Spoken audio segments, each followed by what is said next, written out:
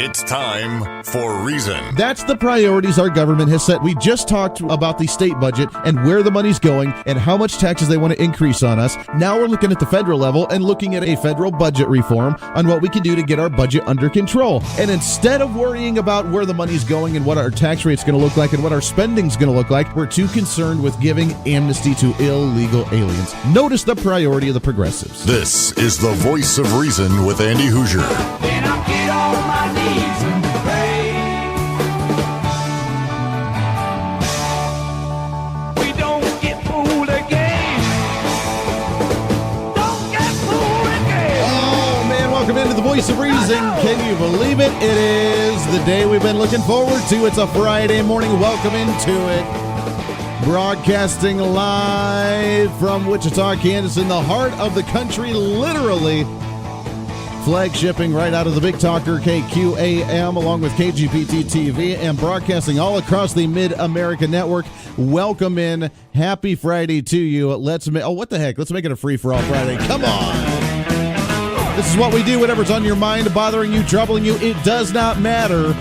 It's time for us to talk about it because this show today is all about you. Let's make it free-for-all Friday. All right.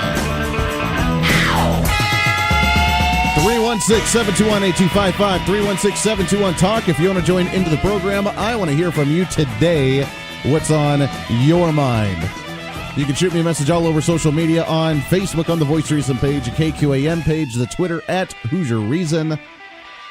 That is Hoosier without the I, by the way, if you're new to the listening. And if you are new, welcome in. It is a unique show, a different show, the fastest growing show in the entire Mid-America region, which we love and appreciate very much because it's all about you and what we can do with our local political activism, how we can change conservatism on a daily basis. So, and I think that we should have a little fun with that, right? That's just what we do. We need to poke fun at the other side. We need to have a little fun with the other side because sometimes you just have to laugh at the political world. Sometimes you just have to laugh at how ridiculous the opposition acts. For example, we covered this about a month or so ago. Actually, it was even longer than that. It was at the beginning of the school year for college, so it was in the fall time. And if you remember, Kansas University, which has been one of the more progressive universities in the entire state, loves to do things a little different. They love to shake things up just a little bit. They love to just make a scene because they have the opportunity to do so. Why? Because they're the activist college students that act like they know what's really going on in the world. And we had I remember the story that we read about the name tags at Kansas University where you don't just put your name on there, but you put the pronouns of which you'd like to be identified as. Because if someone calls you a different pronoun and it offends you, then that would not be okay. That would be a no-no. You're going to have a bad time. Then now we have the fact that the student body government was not representing all of the quote-unquote students. It was not representing. There weren't enough minority individuals on the student government. Therefore, they were going to break away. They were going to marginalize themselves. They were going to segregate themselves, and they were going to have a separate multicultural student government because the student government body as a whole was not represented enough in their eyes.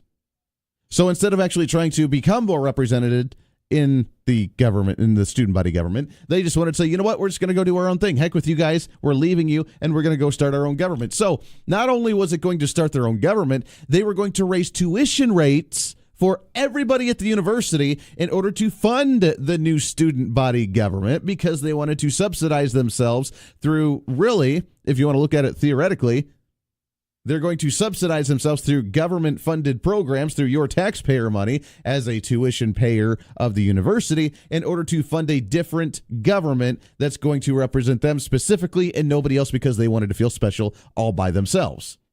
Do you notice the shenanigans of the progressive ideology in all this?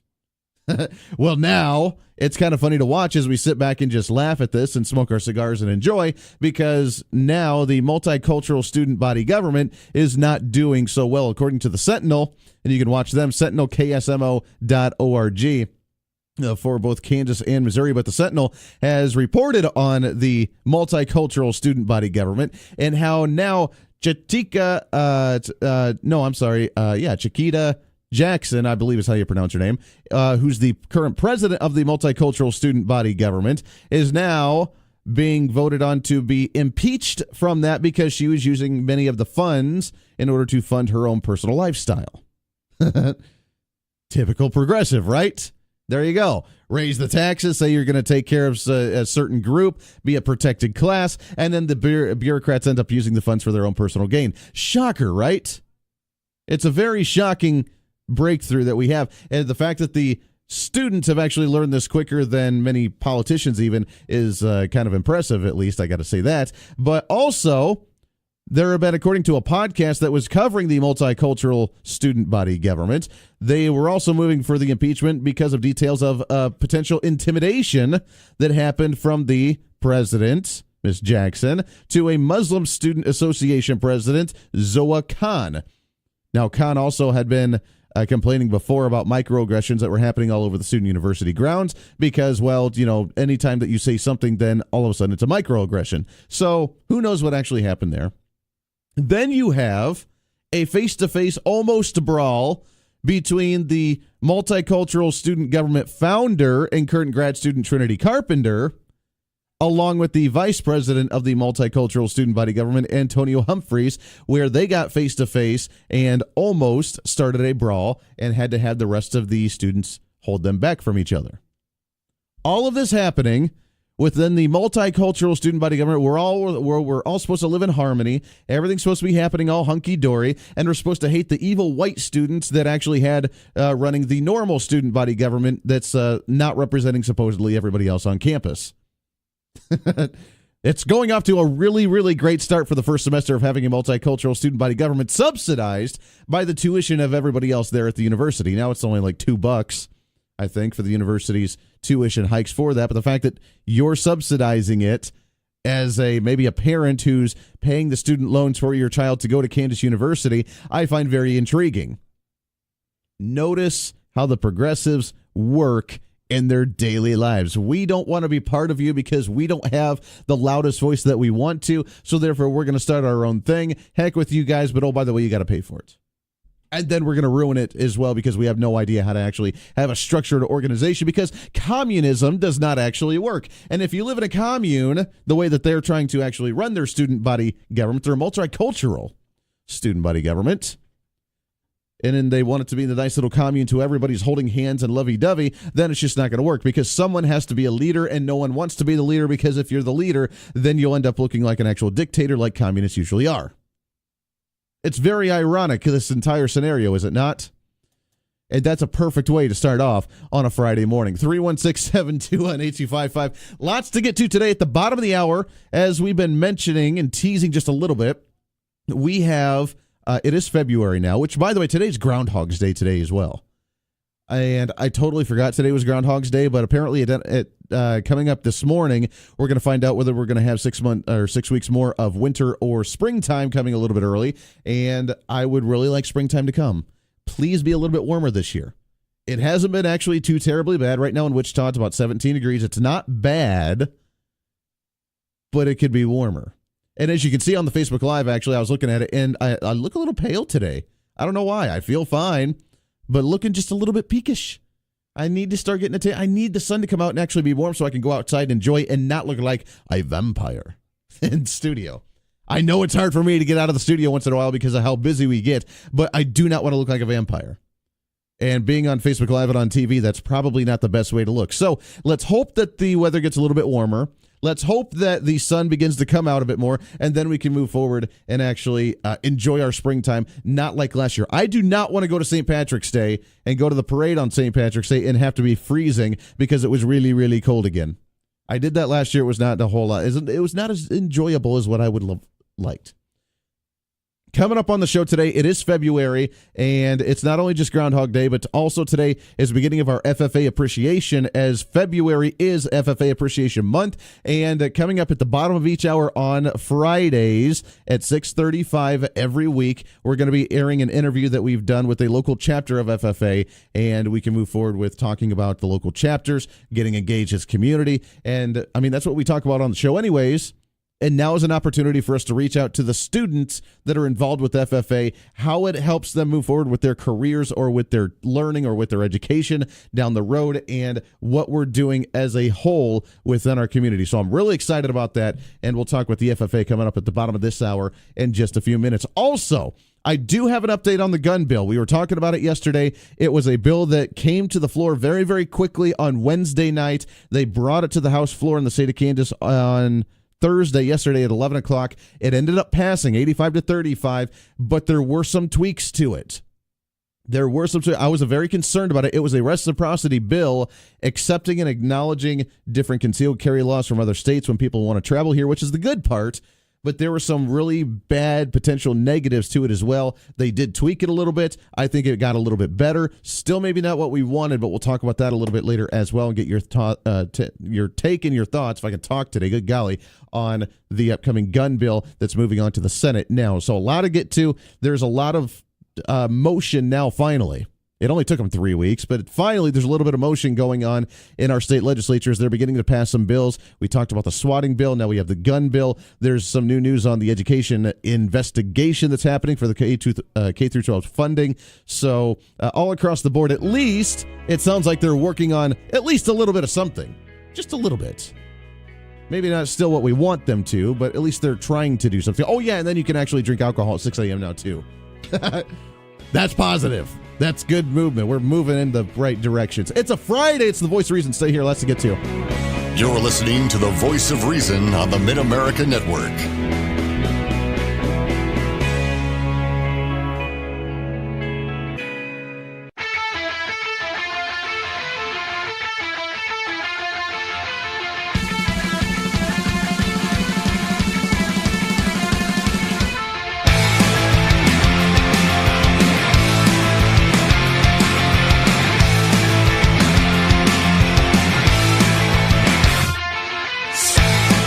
Into the Voice of Reason. Happy Friday morning to you right here on the Mid-America Network along with KGPT TV, channel 2610. Welcome aboard and happy Friday to you. Finally made it. The light is finally at the end of the tunnel, and we should be a little proud about that, I would say at least. Get a little excited, get pumped up, and get your plans ready for the weekend. What's on your mind? I want to hear from you. 316-721-8255, 316-721-TALK.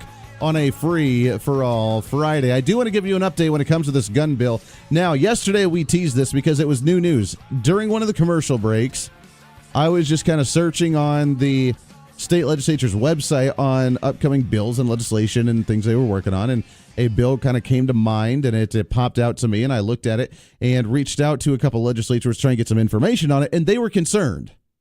They were concerned about what it actually was going to do because, yes, it gave reciprocity.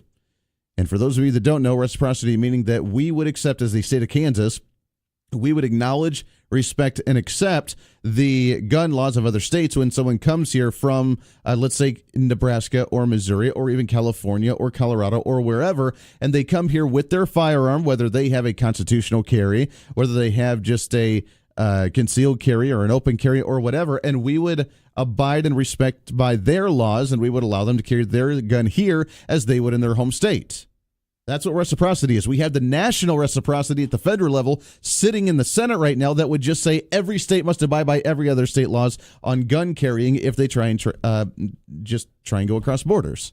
If you're on vacation, if you're on a work trip or wherever, then you'd be able to carry your gun the same way that you do in your home state, and the other state that you're in would have to actually respect that. I'm a huge supporter. That is the biggest thing that we could possibly do to promote gun rights. And that's a good thing to have in the state of Kansas. However, that they were trying to leave it open-ended for the point that they would be able to begin to repeal the carry on campus. They would begin to repeal the constitutional carry in the state, and it kind of left it wide open for those opportunities for them to begin to say, look, we're moving in the right direction, but at the same time, they're pulling some things back here locally, and we didn't want that. So I was very concerned about that yesterday. We tried to encourage everybody to call your legislatures, get some more information, and to vote against it or change it, and it sounds like for the most part that the bill did change just enough to where it sounds marginally better, at least. We'll get someone on. We may have John Whitmer call in on the show here in about an hour or so and try and give us another update with a little more specifics because he's the one that talked about this on the floor yesterday. But it did pass 85-35, where The advanced bill establishes reciprocity with other states, lowering the age to 18 for licensed individuals that would be eligible to carry hidden firearms in the state of Kansas. Right now, we have 21 for constitutional carry. You must be 21 to carry that constitutional carry. The Republican-controlled House also adopted an amendment limiting concealed carry on public university and community college campuses to individuals who undergo training and background checks to earn a state license. That was the catch, or there is a catch. Now, it's changed a little bit because before, you don't have to do that. You have the constitutional carry. You can carry on campus. It's all fine and hunky-dory. Now, they amended and adopted the amendment to this, saying that if you're going to carry on campus, now you got to go through the background checks and you have to get a state license when no one else has to get a state license, but you do just because you go into a college campus. I have a question. How are you going to enforce that? How are you going to enforce something like that just because of the fact that, well, maybe when they're off campus and they can carry however they want to, whenever they want to, and they don't have to worry about it, but as soon as you step on campus, all of a sudden now they have the gun. If you're a security officer, do you stop everybody that may have a concealed carry, knowing that they have a concealed carry? How do you know that? How do you know that they're going to have a gun? And how do you know that they do have a license as opposed to they're visiting and whatever? I mean, this is unenforceable. To try and set different laws and different standards for what's happening on a university ground to what's happening in the general public. And all you have to do is cross over that line just by walking onto the driveway to the campus university. That's all you have to do. Tell me how you're going to be able to enforce something like that. But it makes them feel better. And that's really what today's society is all about, right? Making ourselves feel better. If we're upset about something, then we go to our safe space and we make ourselves feel better. If someone says something that we find offensive, then we need to go run away and tell them not to do that anymore so we can feel better. Because it's all about the feelings. It's all about the feelings. When something bad happens and we close our eyes, we plug our ears and go la, la, la, la, la, and then we never have to worry about it. When the government begins to take over your rights, impose their will, increase your regulations, increase your taxes, because they want to control your daily life, they do it because they want to make you feel better. We're going to take care of you. We're going to take care of you. Don't you worry. We'll take care of you. You're not going to have to worry about a thing. Don't worry. Be happy. Isn't that what they always say? If the House bill becomes law, Kansans older than 21 without a state license and out-of-staters with a state license to carry concealed would be able to carry concealed except on college campuses that ban the practice or in private businesses and K-12 schools capable of forbidding access to people hiding guns. This is very actually sneaky the way they're doing this. Because the Democrats and the progressives have been wanting to repeal concealed carry on campus since it started last July. It's only been 7 months. And they don't like it. So what are they doing? They're giving us a little bit of something while they're taking a little bit away. Oh, yeah. If you're 21 or older or you're an out-of-stater, then you're allowed to carry concealed and you're allowed to have your constitutional carry. You're just not allowed to do it on a college campus. When right now, if you're 21 on campus, you're allowed to have your constitutional carry. They're taking that away and saying, but we'll give you reciprocity, trying to haggle with us here, and it's not going to work. Haven't let your light shine down. Haven't let your light shine down.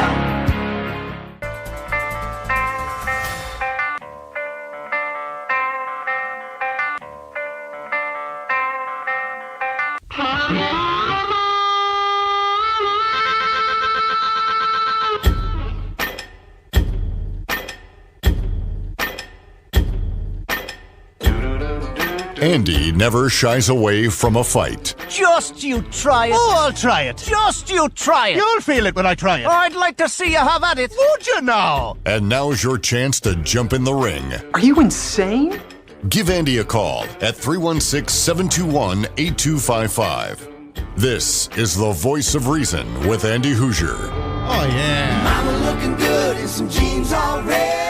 Welcome back into the Voice of Reason. Great to have you along today on a Friday, making it happen, starting off your weekend the proper way, getting you excited for one more day of you being able to get through the grind before we enjoy It's Cold. And apparently the big news is that the groundhog has seen the shadow, so therefore We have 6 more weeks of winter, and that just makes me very sad and upset because it's cold outside, and I don't want the cold to be around no more. I'm kind of tired of that. I am ready for the warm. I am ready for the heat, but what do we do? What do we do? The groundhog saw its shadow, so therefore we know that that's going to be 6 more weeks of winter. 316-721-8255, 316-721-TALK. If you want to join in, it's open lines to you. It is a free-for-all Friday, no matter where you're listening, how you're listening, anything you want to talk about, anything we've covered this week, have not covered this week, it's open lines to you to be able to vent, because I am your political therapist, and then you can discuss whatever and however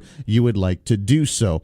I do want to finish up this gun discussion real quick. We may have a state legislature coming on in the second hour, but for our Western stations that will not be able to hear that, at least today, it is concerning, but yet we're almost gaining one while taking a step behind. We're not really gaining anything here. Reciprocity is a great, great thing. It's really, though, irrelevant until we do national reciprocity and the U.S. Senate ends up passing it and we get it to President Trump's desk, which has not happened yet, and I don't know when they're actually going to. It would be nice to see them do that, but I don't see them doing that anytime soon, especially with the potential government shutdown happening next week again. The 9th on Friday is the last day for the budget extension that they have done, so either they're going to have to extend it again or they're going to have to shut it down. And I've not heard anything on an immigration bill that's actually passed anywhere.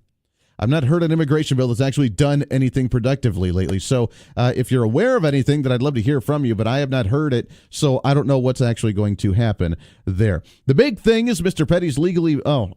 this is a different story. I wanted to tie actually this one into it, as down in Oklahoma, actually, and you may be familiar with this story, a rapist gets probation for attacking a 13-year-old at a Baptist church camp in Oklahoma.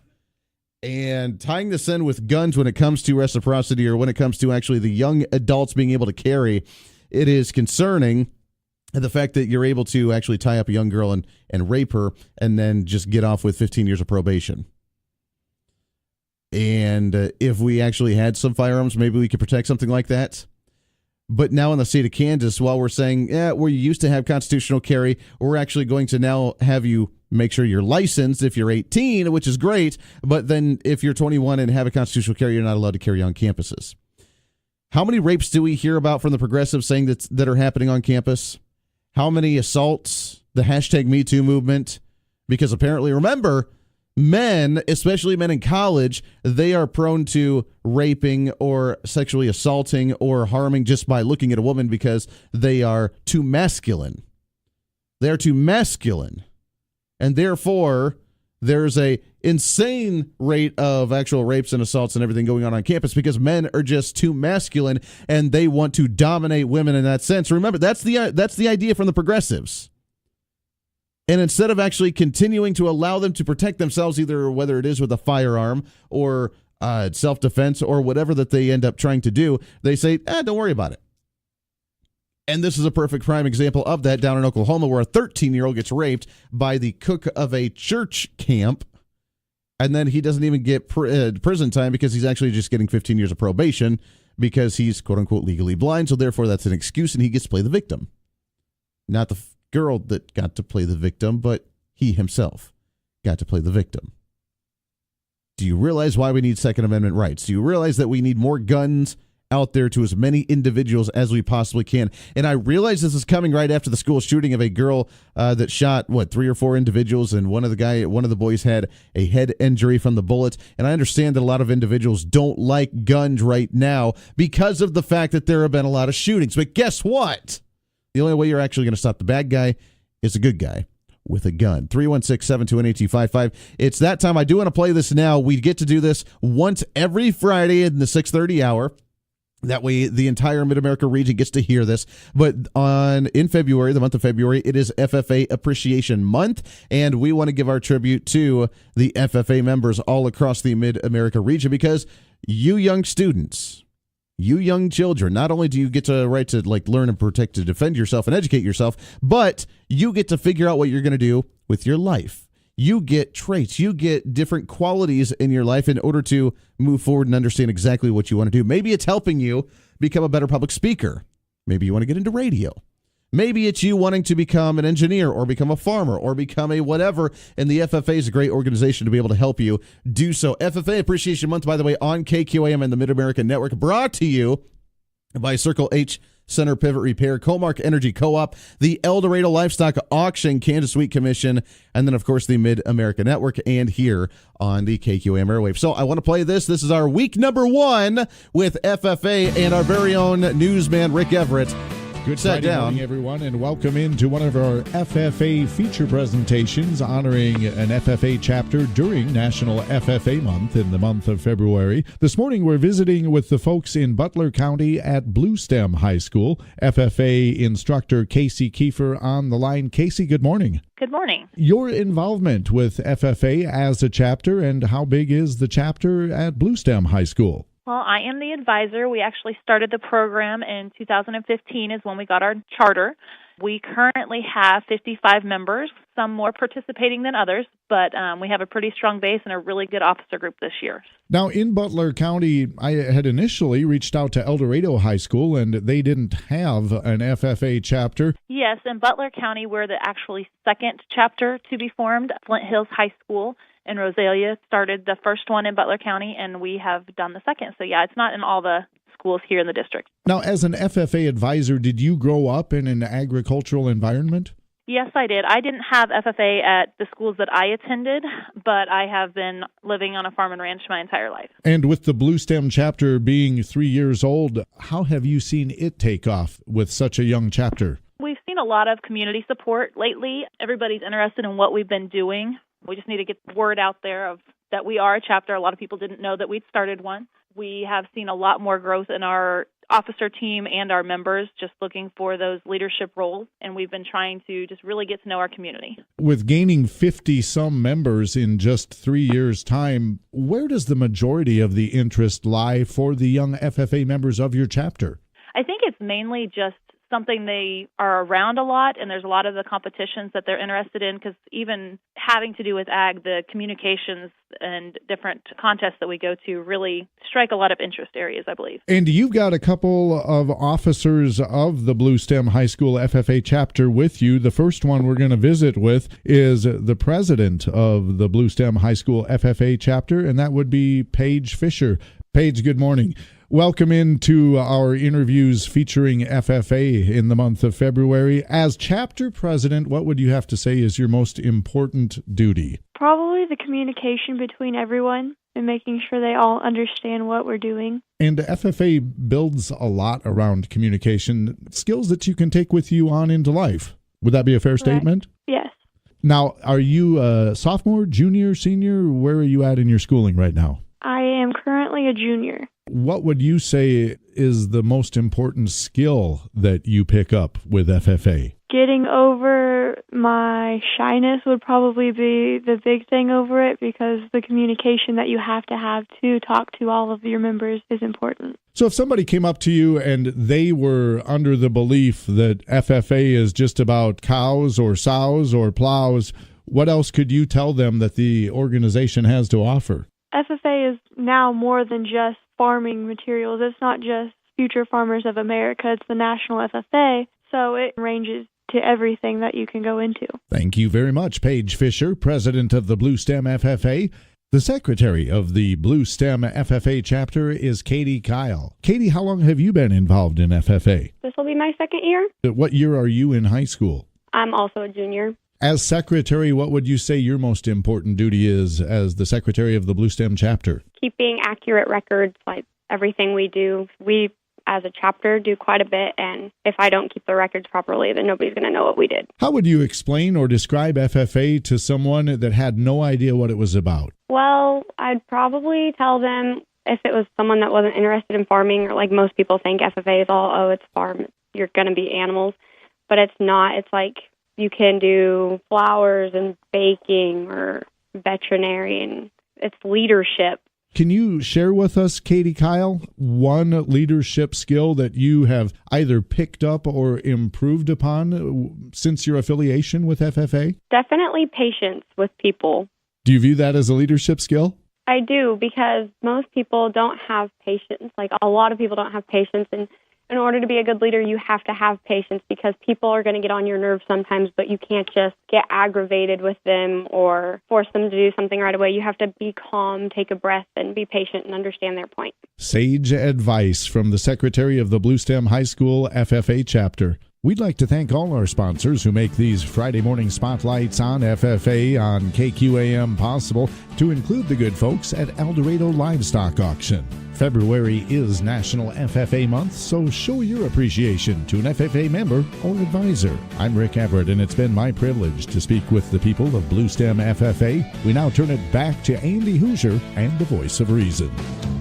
There it is. Appreciate Rick Everett for doing that one. It's FFA National Appreciation Month, and that's what we're doing right here on the Mid-America Network. We appreciate that very much. Again, with all of our sponsors partnering up with that segment, we're going to do every Friday at 6:30 as we talk with a chapter of the FFA across the entire state of Kansas. Brought to you in part by Circle 8 Center Pivot Repair, Comark Energy Co-op, the El Dorado Livestock Auction, and the Kansas Wheat Commission, along with, of course, the Mid-America Network. Appreciate that very much. 316-721-8255, 316-721-TALK. Let's go ahead and take a break here. We got some phone calls on the line. When we come back, we'll go ahead and take you on an open line or a free-for-all Friday with whatever's on your mind. Plus, some big news that's happened in the governor's race, as well as one of the candidates dropping out, Ed O'Malley, the quote-unquote moderate candidate, and he hyped himself up to be the moderate. Couldn't get the funding in order the way he needed to. Officially dropped out of the governor's race yesterday for the Republican side. One down. How many more are going to start dropping here soon? We'll get some calls when we come back. This is The Voice of Reason. Stay here. The Voice of Reason with Andy Hoosier.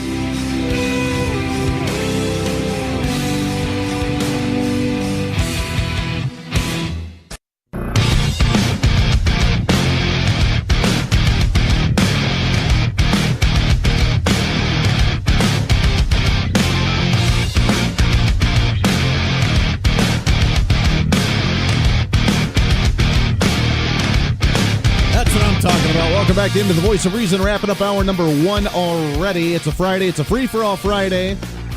Speaking of, we have lots of things and goodies to give away for you today.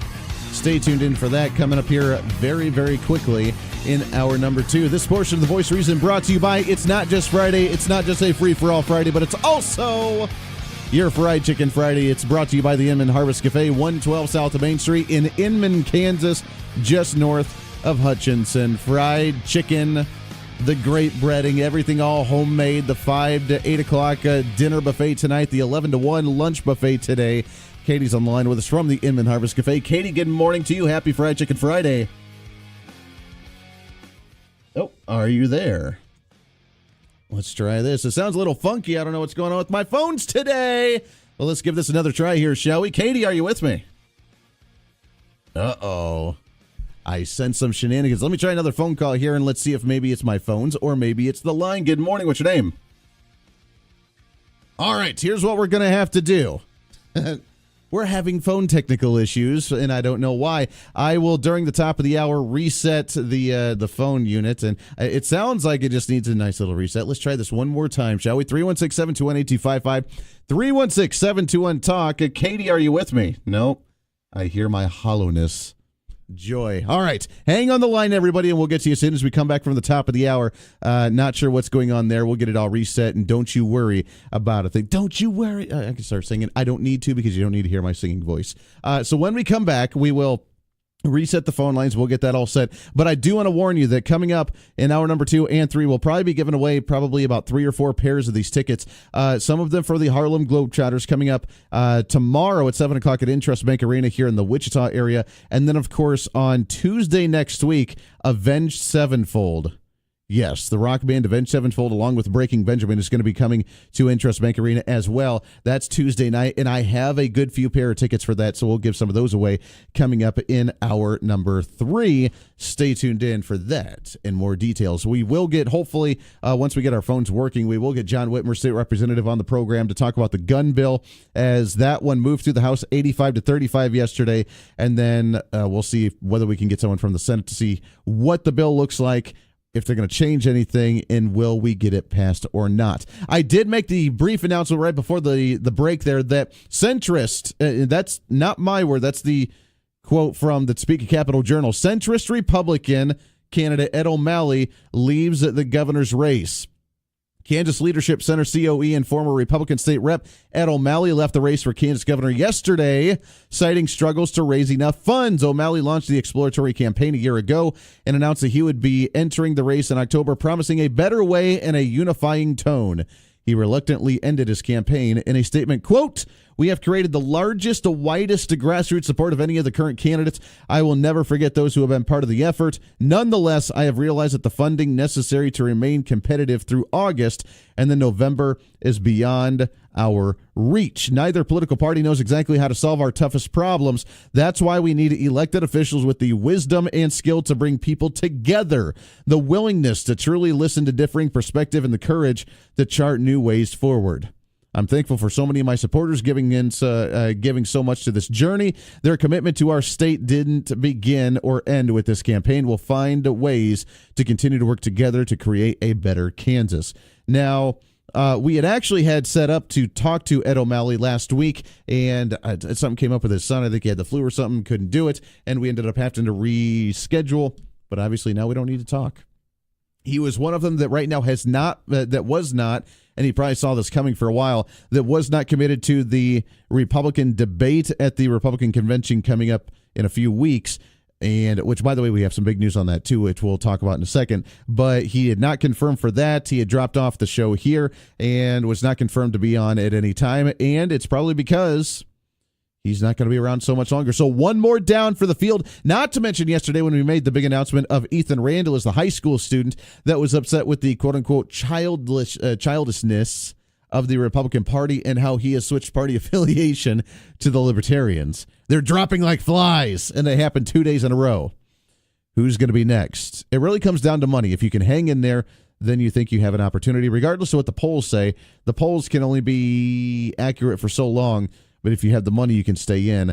And we've seen a lot of individuals be able to raise a good amount of funding. So it'll be interesting to see where the governor's race goes from here, especially for the Republican Party. All right, we'll reset our phones at the top of the hour. We'll take some phone calls as soon as we come back in hour number 2. It's going to be open lines to you all hour number 2 because that's what we do, and we'll make sure that you get on this program. This is your show. It's time to speak up, speak out, speak loud, speak proud, speak the truth, and always speak some reason. Hour number 2 of The Voice Reason coming up in a minute. Stay here.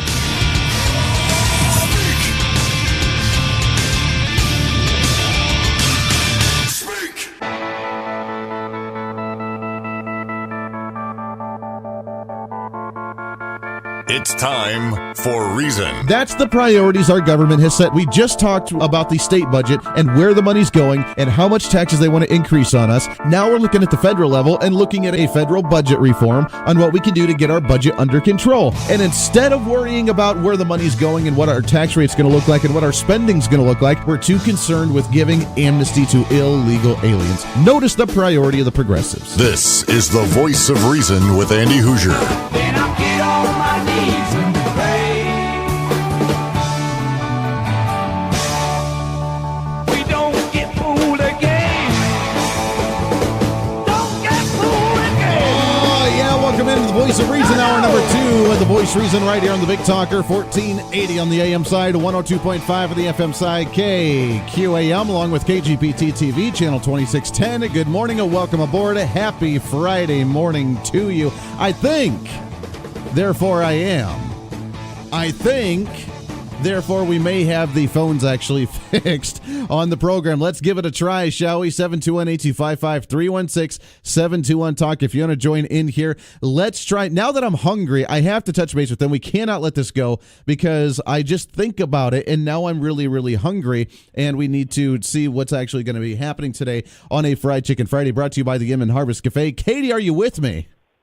Good morning, Andy. Happy Fried Chicken Friday. There we are. Happy Fried Chicken Friday. Yay. I am now officially, I can see exactly what I'm going to be eating for dinner tonight because I'm just really hungry just thinking about it.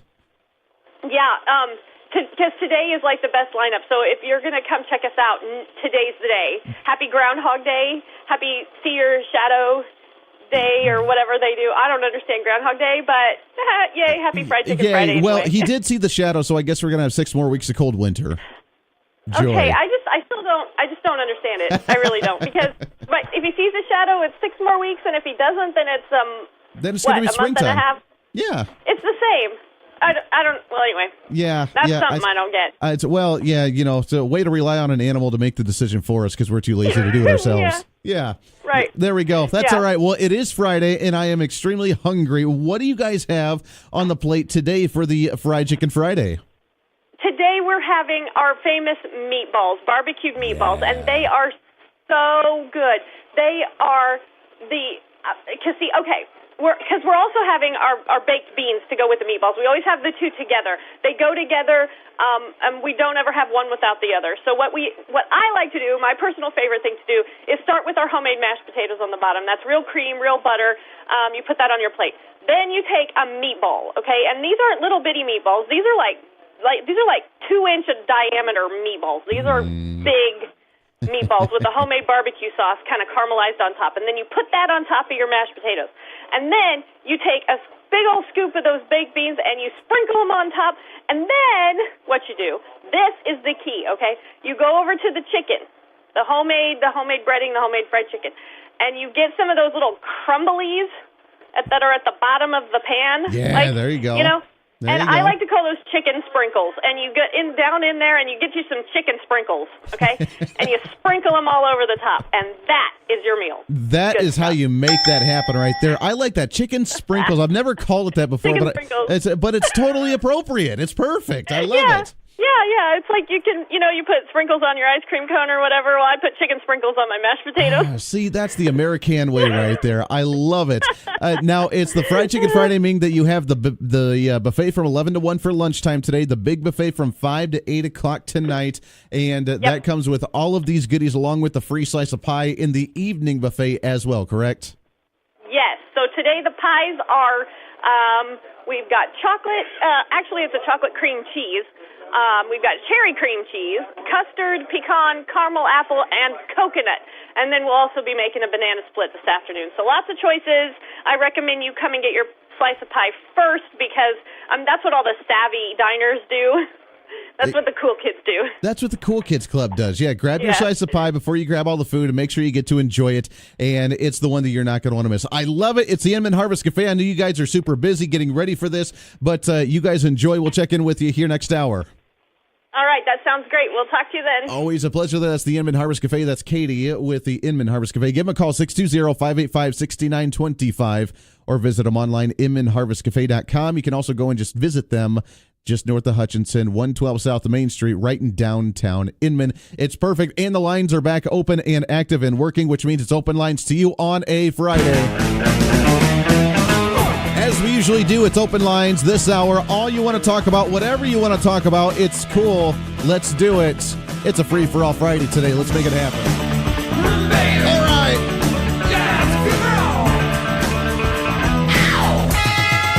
721-8255, 721-TALK. If you want to join in, shoot me a message all over social media if you want. The Voice of Reason page, KQAM page on Facebook. On Twitter at Who's Your Reason. You can email me, Andy at KQAMradio.com.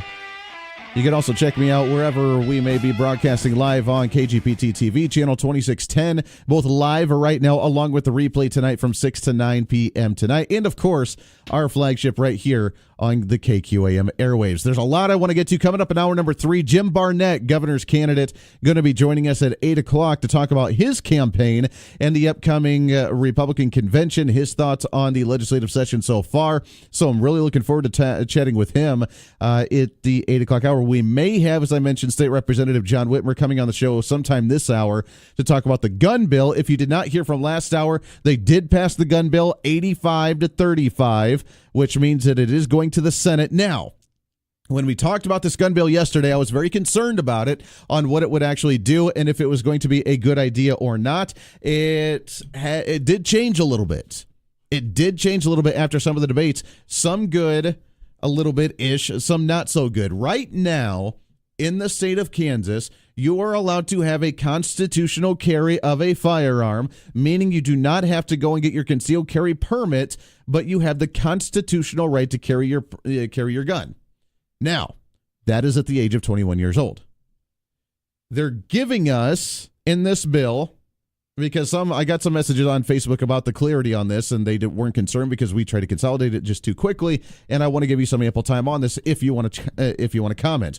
It does give us reciprocity for the state, meaning that if another state, an individual from another state wants to come here on business, on travel, on vacation, or whatever, that we respect their gun laws from their state, which is a good thing. We need that. It's kind of irrelevant because we should be doing that anyways, and it's kind of a common sense, duh kind of thing. But apparently we don't have that right now. What we really need is national reciprocity to where we can just start getting rid of gun-free zones because every state will have to abide by every other state's gun laws. And then we wouldn't have to worry about it. So that is good news. The problem with this bill is that it does says, according to the Topeka Capital Journal, now I may be interpreting this wrong, which is why we're going to get someone else on, a specialist, so to speak, and we'll get someone to talk about this bill who's actually debated it on the floor. But according to the Topeka Capital Journal, that other individuals coming in from other states with their right to carry at the age of 21 or older can carry wherever they want to, except on college campuses. And if you remember, the big push has been to allow the carry on campus. But if they're coming in from another state and they're a student, they would not be allowed to carry on the university campus. If the House bill becomes law, Kansans older than 21 without a state license and out-of-staters with a state license, meaning the reciprocity side, could carry concealed except on college campuses that ban the practice or in private businesses and K-12 schools capable of forbidding access to people hiding guns. Individuals from 18 years old to 21 could, with a permit, be able to carry concealed for the first time in Kansas. So they're giving us reciprocity and they're extending the age out to 18 years old. But the 18 to 21 side, you have to have an actual permit as opposed to 21 just being able to carry constitutionally. But they're restricting it now on the college campuses. Their push to begin, no, they're not repealing it altogether. That's the problem. They're not repealing the concealed carry on campus yet, but they're trying to tie up enough of the red tape to where it's not going to be effective enough to actually want to carry because there's going to be too many rules to do so. It did change a little bit as the House rejected an amendment from Representative Barbara Ballard, Democrat from Lawrence, allowing public universities and community college administrators across the state to impose an absolute ban on concealed weapons in college buildings. That was originally in the bill, which was the huge part of saying, here's your reciprocity. Now we're going to take away your carry on campus. That part of the amendment is gone, which is a good step. So really, did we gain something? Yeah, we gained a little bit. Did we lose something? Yeah, we may be losing a little bit. Not nearly as devastating as what we had thought before when it originally came to the floor, but it did pass, and it's very interesting. We'll get more details on this when we get State Representative John Whitmer on the show, hopefully sometime this hour. Let's go to the phone, shall we? 316-721-8255. Good morning. What's your name? This is Jim. Good morning, Jim. How are you? Oh, I'm just very disappointed that the newspapers such as the Lawrence papers and the Topeka papers actually are believed by anybody. The state of Kansas has had universal reciprocity for at least the last 5 years. Anyone who comes to the state of Kansas may carry constitutionally any way they want, as long as they're 21.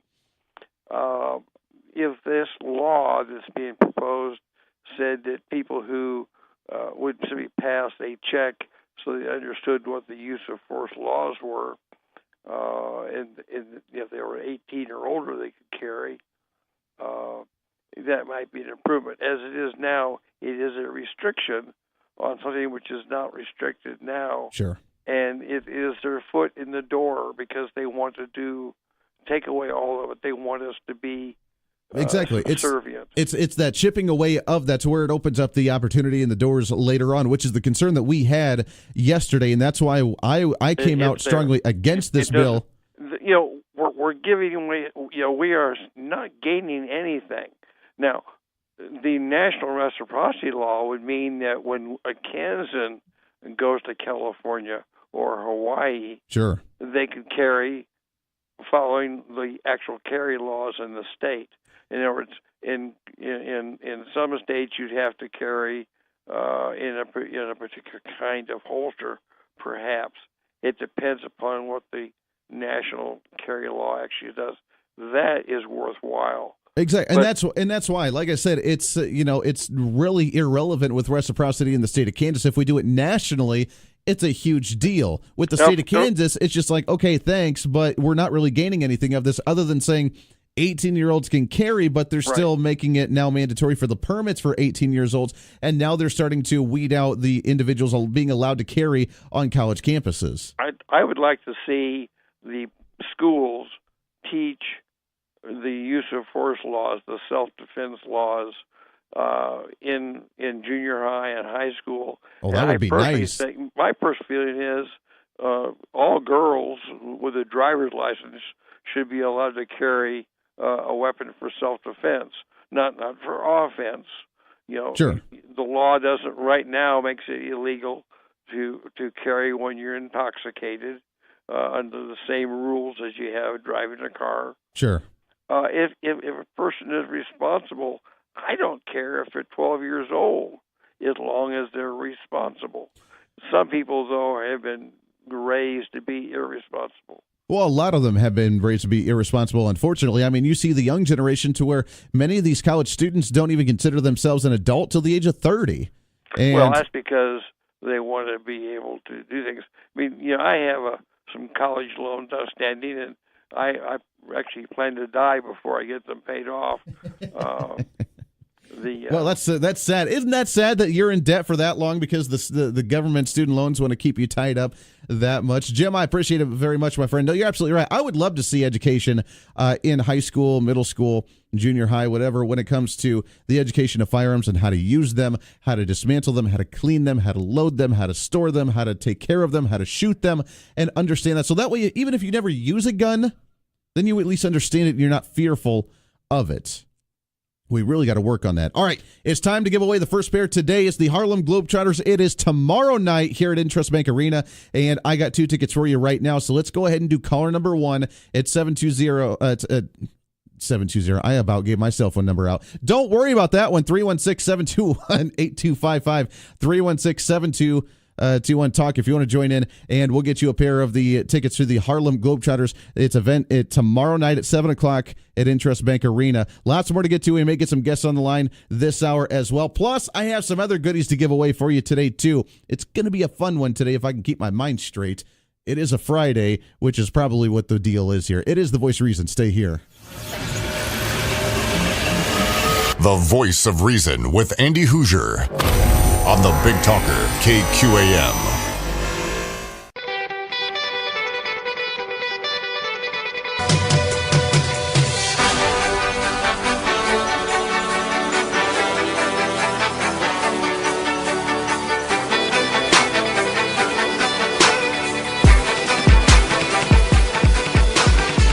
Welcome back into the Voice of Reason right here on the Big Talker, KQAM, along with KGPT TV channel 2610. Welcome aboard. Happy Friday morning to you. Finally made it. The light is at the end of the tunnel. It is a free-for-all Friday, which means whatever you want to talk about. It doesn't even have to be political. I talk about a lot of the political stuff because that's me. I'm a political dork like that. I mean, I am a dorky-looking jerk, according to the comment on Facebook. That's going to be the new key word now, is the dorky-looking jerk. I am a dork when it comes to politics, and that's all I want to talk about personally. But it's open lines. It's a free-for-all for you today, which means you don't have to talk about that. We got one more pair of the Harlem Globetrotter tickets that we'll give away in just a little bit. And actually, it's three tickets for the group, so you can take the family with you. But we'll give those away in just a bit. Don't go anywhere on that one. Also, I have, and I'll probably give away a pair today, but Avenged Sevenfold coming up Tuesday next week. It is going to be a heck of a concert, and I know I have a lot of metalheads in the crowd listening, so we'll give a pair of those away today as well. Don't go anywhere from that one, and we'll do that in just a little bit. There is the big news that happened from the Topeka Capital Journal this morning. Kansas tax collections beat expectations. Shocker, right? They make this into a really big story. You know, when you start working a second job, is it really the big headline breaking news of more money in your bank account at the end of the payday? Is that the breaking news that we have? Are you excited about it? Do you go home and say, honey, look, breaking news? I got a second job, and then after payday, I had 2 paychecks in the account. Is that the breaking news that you tell your wife and run home to? Because it's really big news, and it's fascinating, and it's shocking. It's the big, I didn't know that. When you raise taxes, not only raise taxes, but do the largest tax increase in state history, and you do it retroactively, by the way, and you raise it again come January, guess what? The tax rate was higher in January. You're going to have higher tax revenue. Kansas's individual income tax collections beat expectations by $165 million in January, according to the Kansas Department of Revenue. The state's income, sales, and other tax collections are 6.8% ahead of estimates for the fiscal year that started in July. In a release, Kansas Department of Revenue said congressional tax reform passed last year influenced the state tax receipts, artificially bumping collections above expectations. I love the fact that, which is right, I mean, I think they're right, the fact that we have artificially bumped it based on federal tax reform, not because of the tax increases here, which probably did some as well, but we are already seeing a bump on there. We should look at this the way that it actually is. You raised our taxes, you're going to get more money. And the fact that you haven't changed the formula, as far as I'm aware, on what you calculate to be what the revenues are expected to be month by month, and then you see higher tax rates, you're going to have more money. I know it's a crazy, wild thought. But when you raise the rates of what you're stealing from the Kansas people, then you're going to see more of that in your bank account. When you start a second job or you start a part-time job and you're working more, then you're going to see more money in your paycheck because, you're working with more money. It's a crazy, wild concept, I know. But, sometimes we have to move slow for a portion of the people that just don't get it.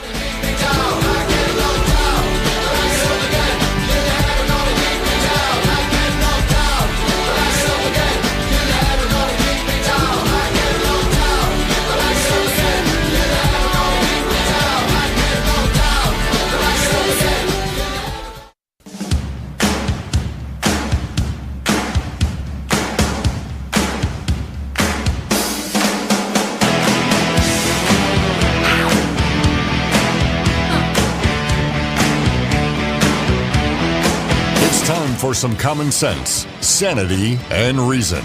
You can't handle the truth. This is the Voice of Reason with Andy Hoosier. Oh, yeah. Welcome back into the Voice of Reason right here on the Big Talker, 1480 on the AM side, 102.5 on the FM side, KQAM. Along with KGPT TV channel 2610. Welcome aboard. Happy Friday morning to you. Kicking it off the right way. Doing what we do, and it's open lines to you. 316-721-8255. 316-721-TALK. Coming up in about 20 minutes or so, 25 minutes. Jim Barnett, gubernatorial candidate for the Republicans, going to be joining us, talking about his campaign, the platform, the legislative session, and such things. Until then, though, it's open lines to you. I saw a story. Let's get away from politics for just a minute, shall we? I know it's a Friday.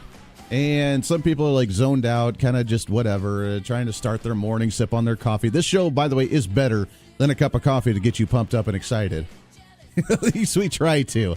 Play some edgy music, get all pumped up and excited, and think about what's going to happen for the weekend. You work hard to party hard at the end of the day. And I somewhat off politics for a minute here.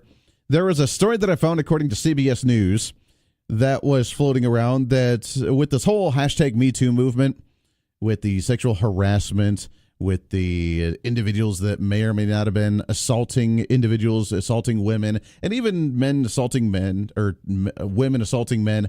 Well, who knows? I mean, today's society, who knows what's actually happening in society anymore? But with the hashtag #MeToo movement, which I get, I understand, but at the same time, where's the due process? Where's the proof? Where's the ability to not destroy somebody's reputation if you're just out for a grudge as opposed to something actually happening? And I'm not saying that if it did happen, then we need to punish appropriately and very extremely. We saw the story of I just read the story in the last hour of the 37-year-old who was a cook at a Christian camp down in Oklahoma and raped a 13-year-old girl. We've seen sickening individuals do horrible things in this country, and I'm not one that likes to take that lightly. If you raise a hand to a female, even if she's your wife or girlfriend or whatever, if you raise a hand to her, then to me, that is the lowest of the low. If you go after children, you are the lowest of the low. If you are, just use common sense, for crying out loud. I don't understand why this is so difficult. Why do we have to have a hashtag #MeToo movement? Why do we have to be concerned about sexual harassment? Why do we have to worry about this? You would think it would be common sense, which is what we talk about on the show, common sense and reason and normality. Be courteous to individuals. Don't be a creep.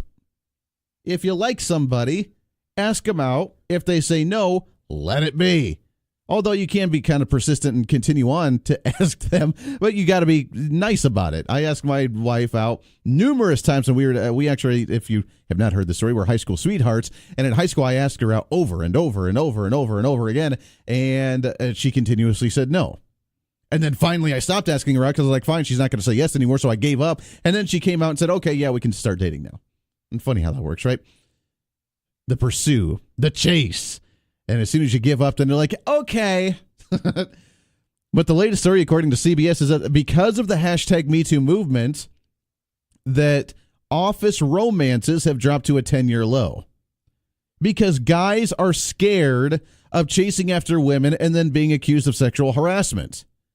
They're scared to death. Now, we've heard the stories of business owners who are scared to do closed-door meetings with a female. We've heard the story where business owners don't even want to hire females anymore because they're scared of what could happen. Because if you upset them, if they feel like they're not being treated fairly, and maybe they are, but maybe they don't like the fact that you got a promotion and they didn't, or you gave the promotion to somebody else as the owner, or that you didn't address them the way that they wanted to be addressed, that they are very easy, potentially, to file a hashtag sexual assault movement or a claim or destroy your reputation. Or if you're running for office and then all of a sudden did you hear the story? Mike Gallagher was talking about it yesterday a little bit about the conspiracy that the UN ambassador Nikki Haley had an affair with President Donald Trump because they had closed door meetings for a while and because she was looking at potentially Secretary of State and all these meetings that they had. And now supposedly, according to the conspiracy rumor mill, that Donald Trump had an affair with Nikki Haley. Guys are scared to death to even have a closed-door meeting in any way, shape, or form with a female. Because nowadays you can claim sexual harassment, and you don't necessarily even have to have the proof, but you can just claim it. Now, hopefully people wouldn't do that. But we no longer live in a society full of common sense. We have people that have their own agendas and would rather damage somebody's reputation than actually be fair. And now because of that, we have a 10-year low for office romances. Now, that could be a good thing. That could be a bad thing. And I want to get your thoughts on that. Is it a good thing or is it a bad thing? I know I know a lot of individuals who have found their spouse by working together. On the other hand, I also know a lot of individuals who cheat on their spouse with an office romance. So it could be good or it could be bad. But if you're single and you work with this individual a lot and you have a lot in common and you start dating and then you get married, and a lot of people that have a very substantial relationship and a long-term marriage because of their relationship that they found at work, then is that going to be a bad thing to begin to hinder that because of this Me Too movement and because of the potential for a sexual harassment case if you try to come on to your coworker and say, hey, you look nice today, can I take you out for a drink? With the rise of the Me Too movement and the national crackdown on harassment in the workplace, a survey on office romances says love is not in the air when it comes to co-workers dating. Career Builder's annual Valentine's Day poll found that the office romances have fallen to a 10-year low, with only 36% of workers admitting to dating a coworker. Just last year, the same survey reported a 41% of workers that had dated. Quote, office romance is experiencing a dip on whether it's impacted by the current environment around sexual harassment or by workers not wanting to admit the truth. The fact that remains that office romance has been around forever and will continue to be, according to Career Builders.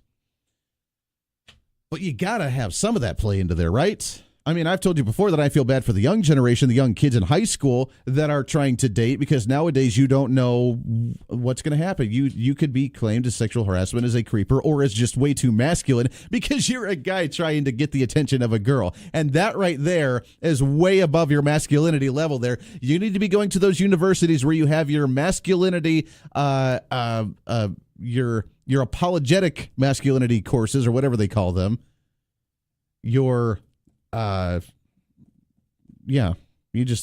allowed to have your masculinity. You go to your mental classes, you go to the courses, not only do you have white privilege, but then you have masculinity on top of that. And if just by you being a guy trying to attract the attention of a female, then you are the problem with society. Because how dare you do that?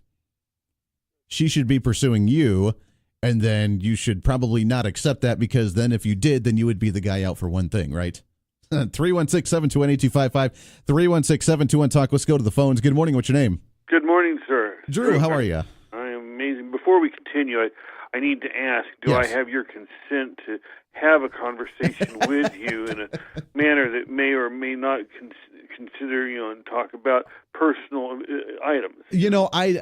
We can, but it may. You gave me my trigger warning, so I may have to end it at any time, and that's my prerogative to end that at any time in any way, shape, or form, because I may feel triggered and may have to go to my safe space. Do we need to stop for a minute and have Rick come in so that we can potentially yes. Actually, do we need to have Rick come in and give you a proper escort to a safe space? That's right. We need to have a gender fluid member hired for the station to come bring you. See, over. that is true. I need someone to escort me to my safe space because I will feel too triggered. So, but go ahead and let's see where this goes. Okay. Do you remember the ice bucket challenge? The ice bucket, like the one where you dump the bucket of ice water over your head? Yeah. Yeah, okay. Yeah. We are particularly the 20-somethings now, 30-somethings now, are a generation who grew up with this, the first generation who had YouTube, the first generation who had the digital natives. And they have spent a lot of their lives right now trying to go ahead and seek out their 15 minutes of fame. This is who I am. They're trying to identify themselves. And what we're seeing here, and this is part of the unfortunate part of the Me Too movement, we've taken that generation, we've taken this group of people, and we've told them that their identity is defined by their group.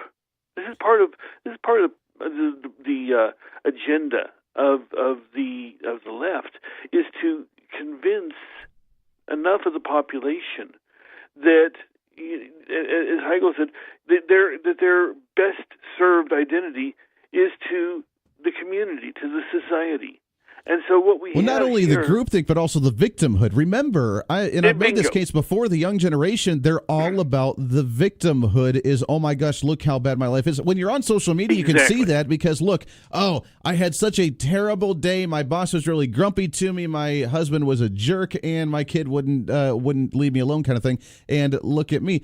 The male, look at me. I have to go home to a crazy family, and my wife was whatever, and my boss was a jerk, and I couldn't deal with it, and I don't get a chance to go out and have a drink with the guys, and it's a terrible thing. Oh, woe me. Oh, look at this. Look at the imperfections in society. I should complain about them on social media so I can get attention and everybody can agree with me. And now we even see it with the movies. And I've said that before too. Look at the movies, to where nowadays you don't have an action movie with the guy that says, I can do anything, give me a big gun and some steroids, and I can go conquer the world because I did it myself. But no, you have to be the special superhero that went through victimhood, that suffered some kind of dramatic loss, and now he's sacrificing himself and lives in a deep, dark world mentally while he's out saving the world. And you have to have that special superpower in order to do that because you are the victim. And this is what the Me Too movement's done. Now, it's validation. Right. Now, I will agree that actually, absolutely, sexual harassment is a terrible, horrible, devastating thing, and it should not happen. And like I said, if any guy raises a finger to a woman and does something that he is not supposed to do, I will be the first one to advocate to having his beat until he cannot feel his entire body any longer, because that's the way I am. I don't want to see that. You just hit the bad side of that. We'll come back to it. Go on. Sorry. That's right. But at the same time, just to be able to make a claim without any proof, without anything at all whatsoever, and saying, yeah, he did that, and we have no way to verify or justify, we're completely casting out the idea of due process. And it's almost come to the point to where now, It's a victimhood groupthink mentality to where you're not a woman anymore, but you are now part of the sexual harassment culture. So therefore, just by your gender, you've already been assaulted or you've already been taken advantage of in society, and now you are the victim. This has doubled down. This has had one effect already, and another one that's unfortunately going to be coming.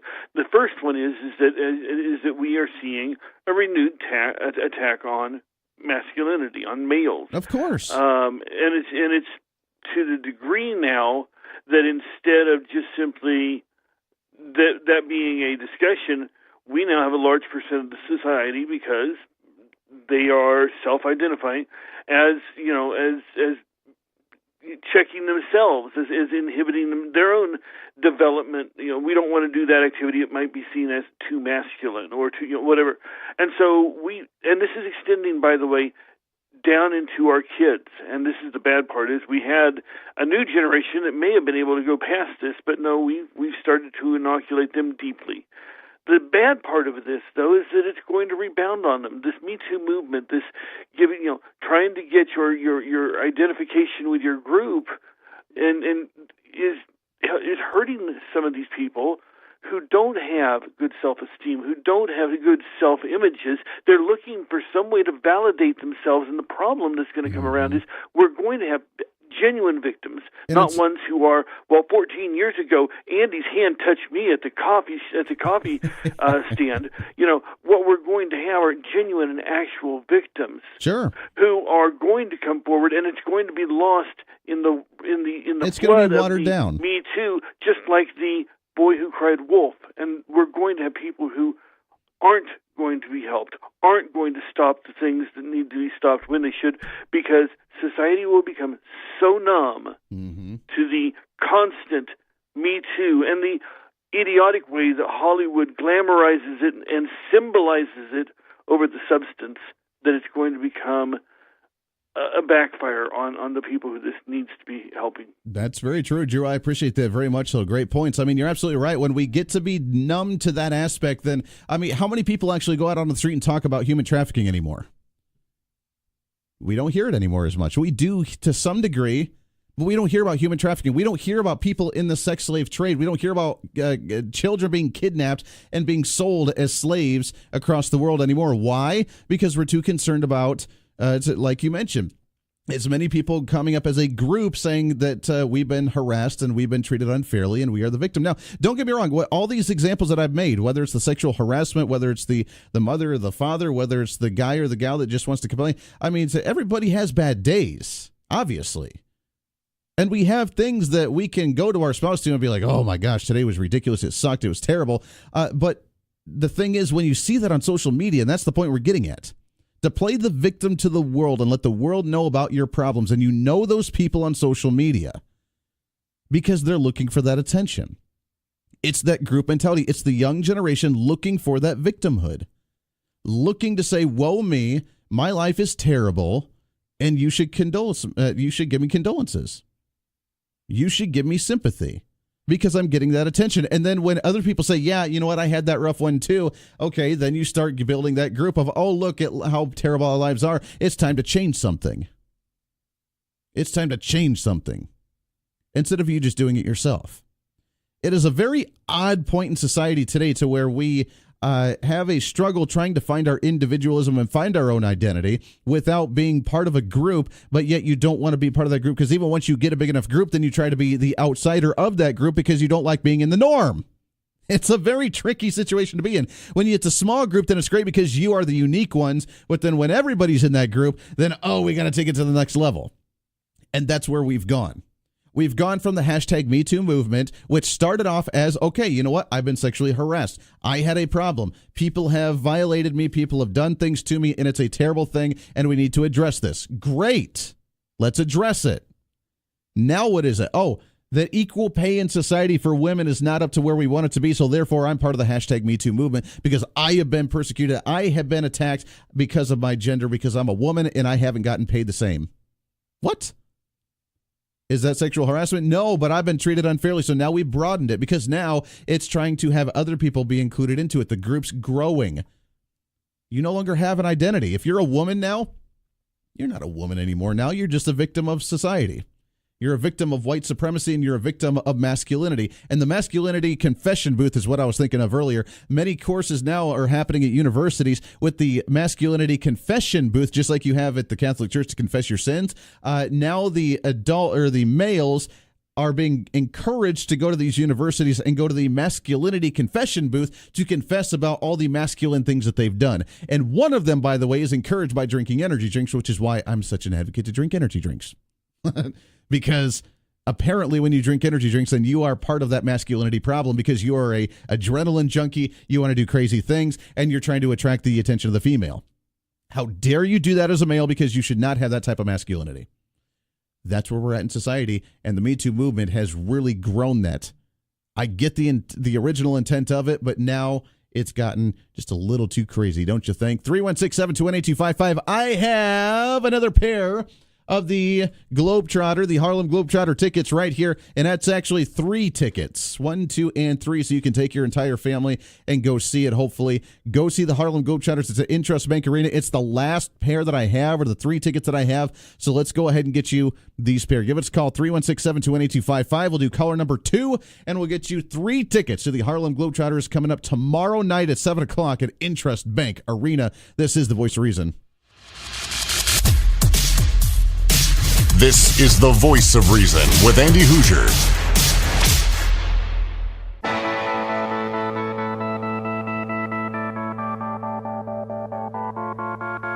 It's time for Reason. That's the priorities our government has set. We just talked about the state budget and where the money's going and how much taxes they want to increase on us. Now we're looking at the federal level and looking at a federal budget reform on what we can do to get our budget under control. And instead of worrying about where the money's going and what our tax rate's going to look like and what our spending's going to look like, we're too concerned with giving amnesty to illegal aliens. Notice the priority of the progressives. This is the Voice of Reason with Andy Hoosier. Then I get on my knees and pray.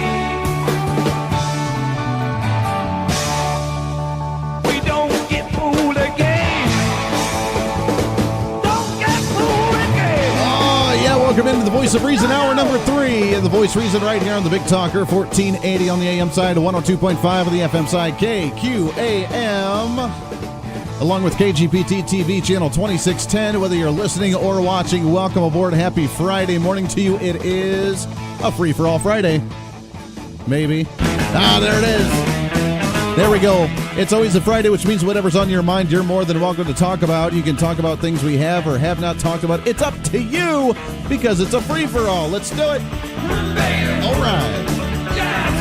That's what we're talking about. 721-8255, 721-TALK. If you want to join into the program, you're more than welcome to do so. We do have our guests on the line, but I want to take a phone call who's very patiently waited over the top of the hour. But when we do get to our guest here in just a second, Jim Barnett, a Republican gubernatorial candidate 2018. We're going to talk with him with the governor's race coming up. The big news, as you know, Ed O'Malley has dropped out as of yesterday, which means one down, and we have a ways to go. We still have a very wide field, which is a good thing to talk about different ideas within the Republican Party. So we'll do that in just a second, but we do have a caller that's very patiently waited, so let's go right to them. Good morning. What's your name? Hi, Andy. It's Pam. Well, good morning, Pam. How are you today? Good morning. I'm good, but I hadn't been able to listen earlier. Sure. And I wondered if you had talked about that firearm bill we were talking about yesterday. Yes, and we're waiting for some more details from John Whitmer, but it did pass the House yesterday, 85 to 35. Now, it did change a little bit. The amendment did change from what it originally was. It does a little bit better-ish, but still not where we needed it to be. What it does is it gives reciprocity for the state, for other states, anybody coming in from other states to come in and carry according to their state laws, and we would respect that in the state of Kansas. Normally, you would think that would be kind of a common sense thing already, but that's what that allows. It also allows the carrying of concealed carries for now 18-year-olds.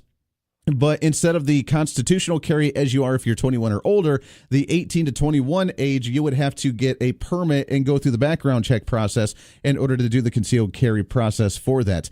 The trick of this is that the 18 nor now the 21-year-olds coming from out of state or doing a concealed carry constitutionally, without actually going through the concealed carry permit, would now not be allowed to carry on campuses. Okay, I talked to my representative Yes. from Butler County. We had a completely, totally different conversation about, and this was HB 2042. Okay. And she said the only thing she mentioned about this, because I said, was this a reciprocity bill? And she said, well, no, this was actually that you are required to get training before you can conceal carry on college campuses. Well, and that's part of it. Now, they say, according to this is according to the Topeka Capital Journal. We're waiting. John Whitmer was going to call in potentially throughout some time in the show to give us more details on That's it. what I was hoping I didn't miss. Yeah, no, you have not missed that yet. We're going to get him on maybe at the bottom of the hour or before the show ends today. But according to the article from the Topeka Capital Journal, is that if you're 21 and in the state and live in the state, then you potentially could still carry. But they're trying to ban that, which is why this is a big issue. But if you're 18 years old, between 18 to 21 is when you would have to go through the background check and go through the permit process in order to try and carry. But according to this article, it does not say that even if you go through that process, would you be allowed to carry on campus? Well, it's like I told her. The only thing she mentioned was this training thing. And like I told her, I don't know why these legislators cannot understand. They pass and pass and pass all these laws. I don't care if they pass 20 gazillion of them. Sure. It only affects law-abiding people. Well, exactly. And that's... And, this has been in effect how long? And we haven't killed everybody on our colleges and universities in the state. There is yet to be a high noon shooting at one of the universities because the individuals can carry on campus. I get it. And look, if we do a national reciprocity, if the U.S. Senate actually passes the national reciprocity, then we could actually start getting rid of all these ridiculous little laws to try and catch you up. Because the whole point of this is that if we can make the laws so complicated, then it's just not worth to do it because you don't know whether you're abiding and actually fulfilling the obligation or doing it the right way or not. So Pam, I appreciate it. You're absolutely right, and we will get to that as we get more information on it. They make it sound like it's a good bill. And the Democrats and progressives were furious about the fact that we're even allowing 18-year-olds to try and obtain a firearm, especially after the latest shooting that happened just a couple days ago. But at the same time, they're making more restrictions on it, and in my opinion, making it more complicated to even try and carry a firearm instead of just saying, look, 18 and up, you're an adult, you're able to serve our country, able to do whatever. You get to abide by the constitutional carry that we have in the state, and you can carry wherever you need to, including college campuses. But I don't see that happening and going through the legislature right now. We'll talk about that a little bit later, but I want to get to our guest. I'm really excited to have him on the show, and if he has time, we may have to keep him on here for a few segments because as we get into the gubernatorial race 2018, it is important for us to understand and know exactly what our candidates are doing, saying, and what they've done, and who's going to best lead us in this nation. As you know, that Ed O'Malley dropped out just yesterday, dropping out of the race due to finance problems for the campaign.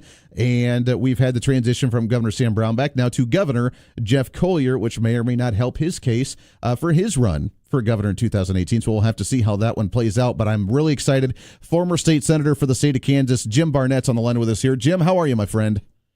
I'm just doing well. Thank you. Good morning. And good morning to you. I appreciate so much you coming on the show. And it's exciting. I'm really, really excited about this race for governor because I know with how many candidates are in there, it may get a little overwhelming, but at the same time, this shows the diversity within the Republican Party for us to have numerous different ideas all over the board on what the Republicans and what the state's going to look like in the next few years. Yes, it does, Andy. I've been in this race before and won the Republican nomination for governor in 2006, so I have some sense of what it's like to be in a multi-candidate Republican primary, and it can be very exciting, as you point out. Absolutely. We'll talk about, for some that may not be familiar with you, talk a little bit about your background. You've been involved with the state government for a while, as I mentioned, being a former state senator, but talk about what you've been doing and what led you to this point to say, you know what, this is the year and I'm going to make this happen. Yeah, Andy, if you want to know me best, I'm a Kansas farm kid. I grew up on a farm south of Redding, Kansas by Emporia. Absolutely loved farming, but had asthma and decided maybe I shouldn't be a farmer. So, the next best thing I could think of was practicing medicine. So I've been practicing, and I still practice now for 35 years. I started in Emporia, practiced for 28 years, and was asked to work on a school bond issue. So got involved with that, and then was asked to run for the school board. And I jokingly say it's been downhill ever since, because I got bitten by that public service bug way back then, and I haven't been able to shake it. Small business owner, successful small business owner, so have signed both sides of the checks. I've served in the Senate, have a lot of background in healthcare as well, and I have a great passion for the state and see great challenges for the next governor. Absolutely. And that's the question I wanted to ask you. Coming out of the Brownback era, some people liked him. A lot of people did not like him. Now that he's out of office and he's moved on to the ambassadorship, the Republican Party, even within the GOP, it's torn right now on the next direction to go. And the next governor, regardless of who it is going to have a very challenging time working to unite the state and be able to move forward in one direction or another. How much of a obstacle do you see that moving forward with this race? Very challenging, Andy, but we traveled the state for a year, just meeting with people and listening, asking the question, what do Kansans want? What do they want of the next governor? Just to segue on your words there, we heard certain comments from people over and over again. We heard the word one, we heard the word unite, we heard the words work together. And so I said to Rosie, my wife, the theme of our campaign will be One Kansas. Hashtag One Kansas, because only when we unite as one Kansas can we solve our problems and bridge that partisan divide that keeps us dysfunctional so often, and bridge that rural-urban divide that is a challenge for the state as well. Mm-hmm. So I see the next governor having an opportunity to do many great things in the state. Our potential is much greater than where we are, and the number one job of the next governor is to help get this state's economy growing, create more jobs, and actually fill the over 48,000 jobs we have open in this state right now. Sure. And that's going to be a huge obstacle to do. We've talked about it numerous times on the show. I mean, the positive light is that right now we're at a 17-year low for unemployment. The bad news is we're not seeing people want to migrate to the state of Kansas to be able to create and grow these industries. The question is, how do we make that happen? Yeah, so we're in the top 5 of states leaving. And, one of the topics we picked in this campaign was what we call young professionals. How do we attract and retain young people in our state? Well, number one, it is jobs, but it's more than that. Young people want to have a state that they're proud of. They feel a part of something bigger, something higher in purpose. So I think that's important, and that's why we've gone around listening to young people. The other things that have to be in place, quality of life issues. Young people like trails and lakes and outdoor activities, which Kansas actually has a lot of. But they also need other things. They need a good education for their family. They need health care for their family. We need to have a robust workforce training program in the state so that we can train our children to get those jobs that are out there. So right now we have over 48,000 jobs. But in our education system right now, we're not training them the way we should. We've been focusing on everyone should have a college degree going back to the 1990s, and we want people to have success in college. But there are so many jobs that do not require a 4-year degree, but technical and community college training, good paying jobs, and that's really where we should be changing our focus from credits to careers, and that will help attract and bring young people to the state, fill our jobs, and help grow our economy. Absolutely. Yeah, I'm glad you mentioned that, because that's been a great point that we've mentioned on the air as well, is the trade schools, the opportunity for careers as opposed to just sitting in a classroom for 4 years and racking up the student loan debt. Jim Barnett, candidate for the governor's race. You got a few minutes. Can we take a break and come back to you here in just a few? You bet. Perfect. Okay, hang on the line here. We got lots more to touch on. We'll touch on education. We want to touch on the Medicaid expansion debate and what we might see coming out of this legislative session. Lots to get to. Your thoughts and calls as well. We want to hear from all of you. Governor's candidate Jim Barnett right now on the line with us. 19 minutes past the hour. This is The Voice of Reason. Stay here. The Voice of Reason with Andy Hoosier on the Big Talker, KQAM.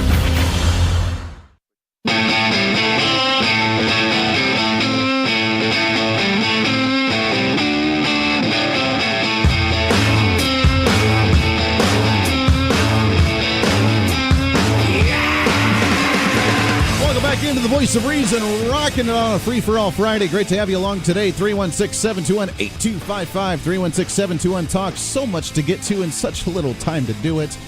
Let's jump right into it, shall we? GOP gubernatorial candidate Jim Barnett still on the line with us here as we talk about the governor's race 2018. It's going to be, I think, honestly, this year's elections are going to be bigger than the 2016 presidential elections and all the elections that went along with that because of the importance, especially here, for the state of Kansas. And Jim, let's talk about some of the issues that are major in the state right now. One of them, of course, being education. We have a cry from some saying that we're not funding education enough. We have the other side saying that the Supreme Court is trying to bully us into making decisions and trying to make financial decisions for us, and we need a constitutional amendment.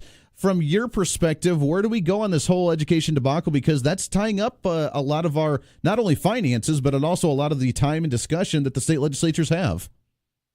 Yeah, thank you very much, Andy, for the opportunity to talk about that. I'm going to give you my ABCs of what we need to do in the state regarding education. First of all, we could spend $1 billion more today in education, and we wouldn't solve the problems we have. But we do need to figure out how we go about solving them. My A stands for advancing early childhood learning. You know, as we travel the state, there are obviously examples of generational failure of the family. Poverty, substance abuse, behavioral health issues, dependency on state and federal resources. So how do we break that cycle? And I've studied and I've thought and I've learned and I've talked to a lot of people about this, and it's my belief that unless we drill down to very early childhood intervention in those families where kids grow up with abuse, molestation, neglect, unless we drill down and help those kids, they're marked for life. And I would never give up on a child, but that's the case. This actually this comes from a project that was done in Wichita by Barry Downing, a philanthropist, where he took, with his vision, took his resources and showed that if those kids are helped, they get out of high school, they have a job, they earn $2,000 more a month, they get married, they own a home. So as a state, we're going to have to grapple with that. My B is to be out of court. We've got to get out of court. There's just such a wasteful way to spend money, say to infuse $600 million all at once when it should be slow and steady. So as governor, I will do what has to be done, bringing the people together so we can get out of court and stay out of court. Mm-hmm. The C changes our focus from credits to careers. As we talked about earlier, we're 6, 8, 10 years behind training the workforce that we need. And part of that's because we spend all our time fighting in court. And here, Andy, one of the really bad things about that is that we're sending a message to young people across the state that we do not value teachers and we do not value education. And I know Kansans do value education, but we've got some major changes to make. Well, it's going to be a hard-fought road, and as you mentioned, I mean, especially with the Supreme Court, it is out of control when it comes to litigation for, 10, 12 years that we've seen now, and it seems like there's no end to it, and it's kind of a scary thought. Yes, so Andy, it has been too long, way too long. So how do we break that cycle? The court case that was recently lost with Gannon, and I've read the 88 pages, relies very heavy on what are called Rose standards. Now, these are actually not standards at all. They're capacities taken from Kentucky in the 1980s, so it's the last century. They're good things. They say you should be aware of your emotional well-being, your physical health. You should be able to compete with bordering states. But, you know, Andy, we live in a global economy, and these are not measurable standards. In 2014, the legislature said we're going to codify or call those standards and put it into law. The governor signed it. And then they tasked the State Board of Education with developing a plan to achieve those now so-called standards. They did that. It was $893 million. It's no surprise the court ruled the way they did. They interpreted the law that was passed by our legislature and signed by Governor Brownback in 2014. So the state gave away the case in 2014. Now, we need standards that are pertinent to this century, pertinent to the education our kids need today, and are measurable, like on the front end, are kids ready for kindergarten? On the back end, can they get a job? Sure. It's a great point. We got just about a minute and a half left here. I don't want to cut you short, but I do want to ask you about the other major issue that a lot of individuals in the legislature have been advocating for this year, which is that massive expansion of Medicaid. What's your take on this, and where do we go with health care in the state of Kansas? Yeah, thank you so much. I have a really great passion for healthcare and a huge interest in innovation in our state for healthcare. I support Medicaid expansion, and I do it for two reasons. One is humanitarian. When people don't have access to healthcare, they wait until it's too late. And a lot of these individuals are working 2 or 3 jobs now, and they can't afford health care because it's out of their control that the cost went up so much. The second is for economic reasons. We started our healthcare access tour in Independence, Kansas. That's a community of over 9,000 in southeast Kansas. They lost their hospital. Hospitals have become the bank for the uninsured, and no bank can stay open without adequate resources. So losing your hospital is like losing your school, and a community dries up. So if we want our state to do well across the state, not just one area or not just 2 areas, we have to have access to health care. Mm-hmm. Very good. Jim Barnett, candidate for the Republican side for the governor's race. How can people get a hold of you if they want to reach out and help you out? Yes, the best way, thank you, is going to barnettforkansas.com. It's BARNETTFOR Kansas.com. I love it. Jim, good luck to you, my friend. I want to talk to you again after the convention. I know we'll talk about that a little bit later, but I want to talk to you as the campaign goes on, as we get closer to the primaries. Good luck to you, my friend. I really welcome that. Thank you. Hey, absolutely. There you go. Jim Barnett, candidate for the Republican governorship 2018. We'll get him back on the show again really soon. Bottom of the hour news. Open line soon when we come back for the last half hour. This is The Voice of Reason. One thing we got, and I said, what about breakfast at Tiffany? She said, I think I remember the film, and as I recall.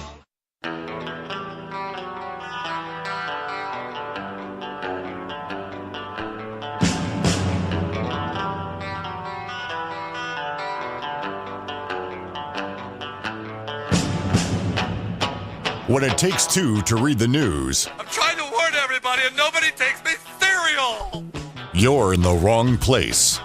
This is The Voice of Reason with Andy Hoosier on the Big Talker, 1480 AM and 102.5 FM, KQAM. Yeah, welcome back into The Voice of Reason on a Friday. You finally made it. It's a free-for-all Friday. Let's enjoy, shall we? Work hard to party hard. That's what I have to say as we get into a very cold weekend. It's supposed to snow this weekend, did I hear? Come on. Come on. I don't want it to snow. 316-721-8255, 316-721-TALK. Appreciate Jim Barnett joining the show. We will get him back on the show again later on. And the big announcement, it is officially 2 weeks away now, 2 weeks tomorrow. But the state Republican convention is going to be here in Wichita this year. If you are politically oriented in any way, shape, or form, then you're going to want to go to this Republican convention because it's going to be a blast. You can get your tickets. You can show up Friday and Saturday. They got seminars. They have speeches. And then Saturday night, they have the debate. Now, the big news, breaking news for everybody. Breaking news is the fact that we will be broadcasting the debate live right here on the KQAM airwaves. So if you're not able to make it, then you are at least able to listen to that. And along with KGPT TV, as we partner up for the morning show, we'll also be partnering up for the debate. They'll be broadcasting the video side. We'll be broadcasting the audio side. I will be hosting the pre and post debate discussions along with Bob Weeks from Wichita Liberty TV. Together, him and I will both be co-hosting the pregame and the postgame for the debate, and it really is kind of a sport, and we are going to have some fun with it. So tune in. It's going to be Saturday the 17th. Coverage begins on the air at 7 o'clock on KQAM. The debate starts at 7:30 Saturday evening. We'll be out there broadcasting from the Hyatt Regency where the convention's being held, where the debate's going to be held, and we'll broadcast a half-hour pregame and then the postgame, depending on when that gets done, until 10 o'clock. So it'll be a lot of fun that Saturday, the 17th. Go out and show up if you can. If not, we're going to be broadcasting the entire thing right here on the KQAM airwaves, along with KGPT TV on the TV side, which is going to be a lot of fun. So you're not going to want to miss it, and there's no opportunity for you to miss it, either live or being able to view and listen to. I'm really excited about that. It's going to be a blast in order for us to be able to do so. Getting the information out to you. Now, here's how I understand this for the debates, and it's a little different. they're not going to necessarily have, this is my understanding, we'll get more clarification on this later, but here's my understanding how it's going to work. There's not going to be a moderator. There will not be a moderator at the debate. There's actually only going to be like 4 or 5 different business individuals or people that they have selected with a pre-assigned question or a question that they've come up with to go up and ask the question, and then all the candidates will have an opportunity to answer. So and then they all have their own time. So I don't know if there's going to be banter back and forth. I would like to see a more debate-esque style to where somebody says something and say, "You're wrong," and I'm going to correct you on that, and let's do it this way. And then the other guy says, "No, we're going to do it this way." And we can go back and forth and have a little fun with it. I don't know if that's going to be the style for this one or not, but if not, don't worry. There'll be other debates along the road as well. But that's the style as far as I'm aware of right now. But I am excited about being able to broadcast and host the pre- and post-debate coverage on KQAM and on KGPT TV, along with Bob Weeks from Wichita Liberty TV that is also there as well. So that's coming up in 2 weeks. You're not going to want to miss it, and we'll remind you of that as it gets a little bit closer. 316-721-8255, 316-721-TALK. It is open lines to you for the next 20 minutes. Whatever you want to talk about, you're more than welcome to do so. Jane on Facebook, if I wouldn't have harassed my husband at work 37 years ago, we wouldn't be married. Talking about the Me Too movement and the fact that now, because of the Me Too movement, people scared of dating in the workforce, the office romances have dropped dramatically and dropped to a 10-year low for people actually asking out their coworkers on a date or wanting to even, I mean, you can't even really acknowledge them. Hey, you got nice hair today. Did you do something to your hair? Did you recolor it? What are you doing? Checking me out? Are you a creeper? What the hell's wrong with you? It's what we're up against in society today. And that's not what I necessarily want to see, because how many people are? Show of hands, and I'd like to hear from you on the air at 721-8255. How many of you are married and have been married for a long time because you met at work? Because you had that office romance? Because you worked together, you had something in common, and you worked closely together, and then you found out that you had other things in common, and then it just kind of clicked and happened. I know there's a lot of people out there that, like Jane. There's tons of individuals that had that family, that started their family that way, and then they continued to work together. They had that bonding type. See, I would love, and I know I'm one of those very, very clingy kind of guys. I don't know if that's a good thing or a bad thing, but outside of politics, where I don't take anything personal and the wall goes up on emotion, I am, as a family man, I'm a very, very clingy kind of guy. I go home to my wife and I'm very touchy-feely. We need to do everything together. You can't go to the grocery store. I got to go with you.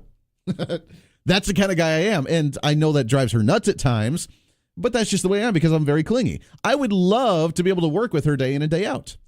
And one of these days, who knows, might have that opportunity.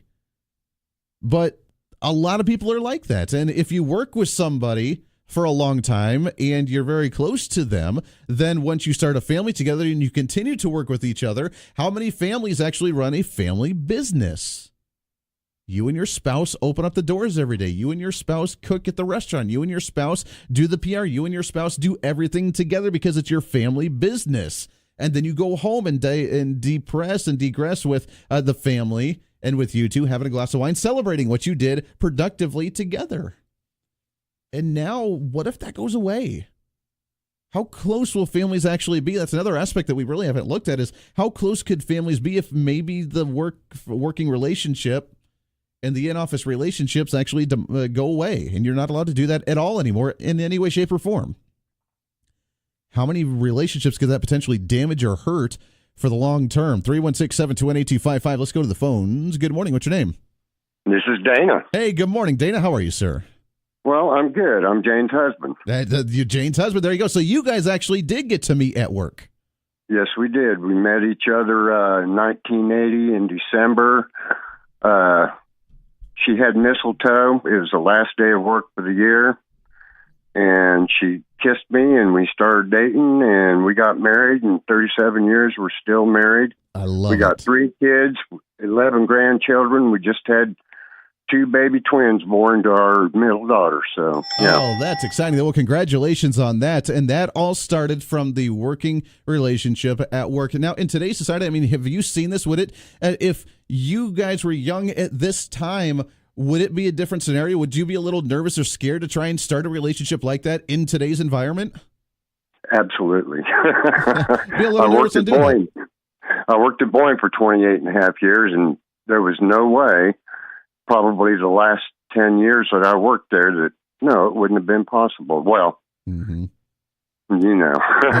It's scary. It's scary because you can't even compliment someone and be like, hey, you look nice today, and they think that you're a creeper stalking them. And I mean, they jump to that crazy extreme conclusion right off the bat. And, you know, if it was your guys' young time in today's environment, who knows what would happen? And that's kind of a scary thought. Right. And I just want to say I'm glad that she and I met because I love her very much, and we hope to be together until death do us part. Hey, I love it, my friend. That's exactly what we like to hear. Dana, I appreciate the call, my friend. You guys have a great weekend and enjoy. That's exactly what we like to hear right there. That's the family wholesomeness. That is, and Valentine's Day is right around the corner as well, which is, takes it to that level as well. But that's how many people get that feeling anymore? How many people get that longevity?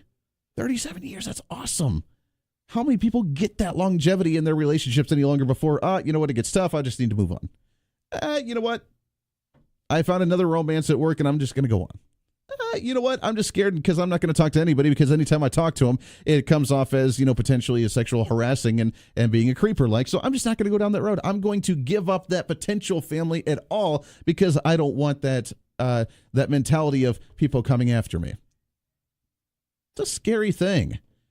Now, again, if you are the creeper that's actually making things awkward and doing bad things, then stop it! What the hell's wrong with you? But let's use some common sense. 316-721-8255. Let's go back to the phones. Good morning. What's your name? My name's Paul. Hey, good morning, Paul. How are you? I'm okay. I need to make a confession to you, Andy. Okay. It was a first for both of us yesterday. I am your stalker. What you call it? Troll. You're a troll. And I've never been a troll before either, so... That's okay. Are you concerned that I'm being invested in by the Koch brothers? Yeah, actually. Why is that? Why is that? That's all right. So I'm assuming that you... can I answer your question? Sure, go for it, yeah. If you read, when Koch, I believe David Koch, ran for vice president in 1980, yeah. If you read his VP platform, it sounds like a lot of what I gather maybe your views also. Sure. This corporatism or corporate claims to constitutional rights is actually the root definition of fascism. Well, you're right. If corporations are involved in the government, then absolutely. And to me, I see that as crony capitalism because I don't want corporations to be involved in government legislation at all. So I'm with you on that. I don't want to see fascism. I don't want to see large corporations having a say in policy making, or more so, let's turn it the other way. I don't want the government to be controlling corporations. Fascism itself really is the government, as Hitler had done, controlling the industries and controlling the corporations and controlling the private market, quote unquote, by making it not private anymore, and then controlling and dictating what the corporations are allowed to do. That's what I'm concerned of, and that's fascism, which I don't want to see at all. So I'm with you on that. Yeah, Mussolini invented fascism. Sure. Actually, and by replacing the Italian equivalent of representatives and senators with CEOs of the richest states or provinces or whatever in Italy, and they became the government, the CEOs. Sure. Yeah. But so I would assume then that you mostly, probably by listening to the program, disagree with what I have with a lot of what I had to say, correct? Well, it's every time someone tells me I am a conservative, I am embarrassed for them. The wall goes up, kind of. Pardon me? The wall goes up, kind of, mentally for you when they say they're conservative. No, the red flags kind of pop up for you. It's not a wall. I think I need to listen closer to them. Sure, and that's totally great. And here's my take on this. I am a registered Republican, but I am conservative at heart. And I try to, regardless of what other people have done claiming to be conservative, regardless of what other people have tried to describe as conservative, when I say that I am conservative, I am a traditionalist conservative to where it's not a special interest of one side or another. It is not a special interest for a certain organization or a group or a movement even, but ideological conservative, meaning that I believe in limited government, less regulation, lower taxes, and the opportunity for the individual, not even a group or an organization, but an individual to have the opportunity to flourish and be the best that we can. The idea that we don't need as many social programs because if everybody's doing well individually, then we can do better as a community as a whole by the individual prospering as opposed to the government. Okay, yes, and limited government. Well, when we people are the government, how can you have limited government? Because we hold ourselves to that. I mean, limited government is in we don't need an environmental protection agency at the federal level. Constitutionally, that's not supposed to be in there in the first place. If the people are concerned about the environment, then that would be a state movement as opposed to the government. And the fact that we should not even have that in the first place because we would be responsible enough to hold our own selves and our own companies to the quality and responsibility that we want to. That if a company is actually polluting the environment, we don't like that, then that's you and I's opportunity to say, you know what, I'm not going to support them. I'm going to go somewhere else and take my business elsewhere. That's going to hurt them. And then they change their ways to buy your business back. And that's the way that we can do something without government saying, we're going to step in and we're going to control them for you. That's what I mean by limited government, that we don't need the government to do things for us when we could do them ourselves as the people of the community. Yeah, if we will. If we will, and that's our responsibility, and that's a responsibility that we need to take back. Okay, I don't necessarily disagree with that. Correct. Sure. Well, what about health care? Like right now I'm seeking asylum somewhere where health care is a right. And I want to donate my citizenship to someone who thinks they need it. Now, this is not a joke. It's not a show. I think it's a beautiful concept. Why cannot we? I have my Social Security retirement now. Mm-hmm. I'm old. I'm kind of done. I need good health care. Sure. I want to move to where health care is a right and donate my past citizenship rights. Pass that on to someone who really thinks they need them now. Well, I think it's a beautiful concept, donating your citizenship. And if you choose to do that as an individual, then all the power to you. I don't see healthcare as a right. I see that as you being a retired individual, then absolutely you've paid into the system long enough that you should absolutely be taken care of because now you're at the stage to where you've lived your life, you paid into the system for long enough, and now you need to be taken care of. I don't believe in a universal healthcare system because, again, I believe that individuals, when they have the opportunity to prosper and grow themselves, that they can take care of themselves better than the government can because the government's quality, as you know, is not up to par. It's like going to the DMV. We've seen numerous different nations where they have universal health care have to, right now, especially with the flu epidemic, put surgeries on hold to have more doctors be treating people for flu. Well, I've lived in some of these places where health care is a right, and I was very well taken care of. And some are. And I'm not saying that some aren't, but especially when you need a specialist. Look how many people from these universalized healthcare nations, when they need a specialist, they fly to America because with our competition, with the private market running the industry, with businesses, yes, looking for a profit, which I don't see bad as looking for a profit because that allows them to grow and to invest and to do things better than anybody else. They come here for the technology. They come here for the operation. They come here for the doctor's quality. They come here. If they can afford it, yeah. If they can afford it. And that's the thing right there. Let's make it affordable by making the platform. Let's create competition. When you go to the store, for example, and I got a short amount of time, so I don't want to cut it off too short because I love the conversation. But for example, if you have two stores back to back with each other and one has a high price with a higher quality or a lower price with a lower quality, which one would you take if you had the option? The medium. You would take the medium. Okay, well, you take the one in between, or you would create a new one. When you have more competition in a market, it drives down the price because they're competing for your business. They want your money because they're there for a profit. So if you have, let's say, 20 insurance companies in the market and saying, we're going to give you the best package, the best care at the lowest price, that's what you're going to take. Yeah, I don't want someone making a profit off of my health or lack of health. Why not, though? They're providing you a service. because that services profit aren't free. should go back into the employees. What's wrong with wholly employee-owned companies, for example, where the employees are the not only the stakeholders but the shareholders? Well, you could try that, but every time it's been tried, it's been failed, because then when you have communism in that sense under a business, it doesn't work. We've seen numerous. Yeah, you're not forcing anybody to do anything. Somebody wants to work for an employee-owned. I would wish I could have worked for an employee-owned company.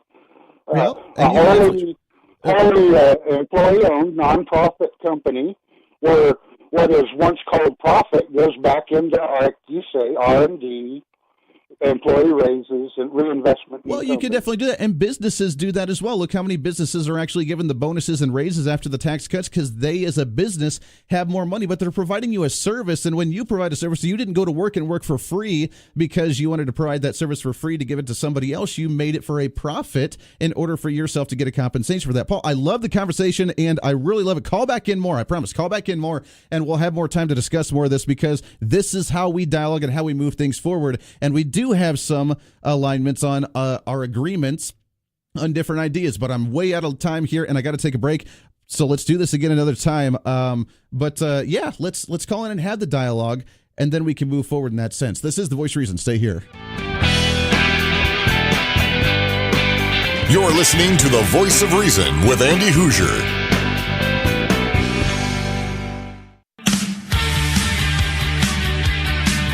Welcome back into The Voice of Reason. We went a little long in that last segment, but appreciate the call, Paul, very much. Call back, and let's have a little bit more in-depth discussions on these at a later time, because that's what we need to do.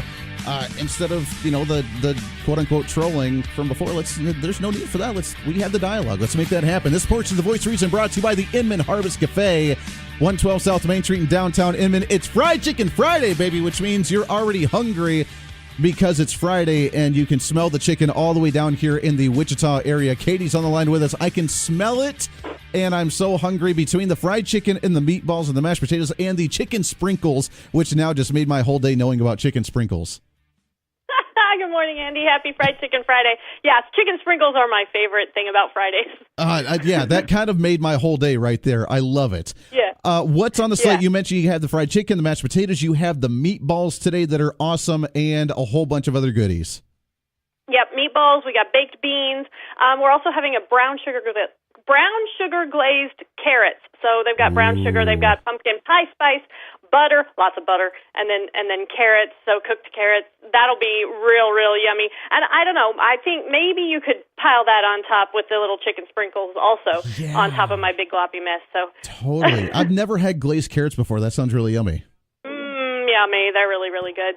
Yeah. And then, of course, if you come from 5 to 8, you get the free slice of pie. And we also have our famous roast beef out there every Friday evening as well. So the pie today is cherry cream cheese, chocolate cream cheese, custard, pecan, caramel, apple, and coconut. Oh, and you got to get that as soon as you get there for that buffet, 5 to 8 o'clock tonight. Get your free slice of pie before you even sit down and have your rest of your dinner, because, you're going to miss out, and you don't want to miss out, because those pies are just really yummy.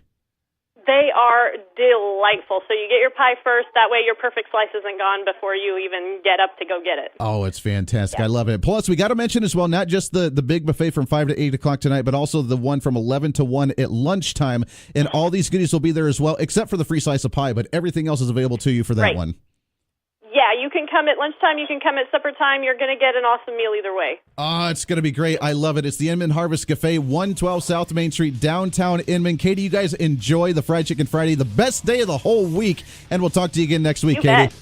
All right, thanks. We'll talk to you later. Always a pleasure there. Brought to you by the Inman Harvest Cafe. We love those guys partnering up with us very much so here on The Voice of Reason. This is your show, as always.